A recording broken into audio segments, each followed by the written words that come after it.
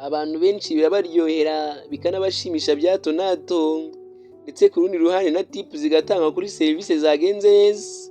Akenshi usanga iyo umuntu amaze kwiyogoshesha yihutira kujya kozwa mu mutwe, ariko nyamara ibi bishobora kugira ingaruka zikomeye ku ruhu rwacu. Shampo ikoreshwa mu masalo de coiffure ifitemo product nyinshi zikaze zishobora gukuraho amavuta karemano yo mu mutwe. Ibyo bigatera umusatsi kumagara, gucikagurika ndetse no kutamera neza. Ibi bishobora gutera nanone uduheri two mu mutwe, kubyimbirwa ndetse n'ubushyuhe bw'umusatsi.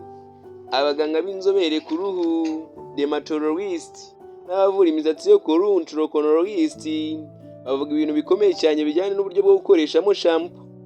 Niba wiyogoshesheje ntukoreshe shampo ako kanya, nibura tegereza amasaha hagati ya 28 na 28, kuko kuyikoresha mbere y'aya masaha bishobora gutera indwara zo mu mutwe zidakira,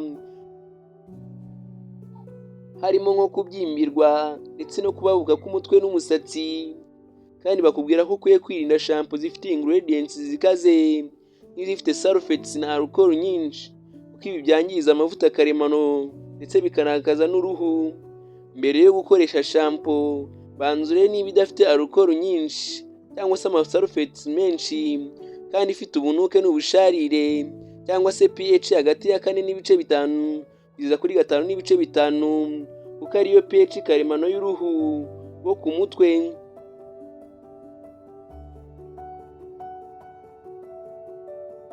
Niba ikiganiro cyagushimishije, wibuke gukanda subscribe, share na comment kugira ngo tuzakomeze kubana muri video z'ingenzi zigiye zitandukanye.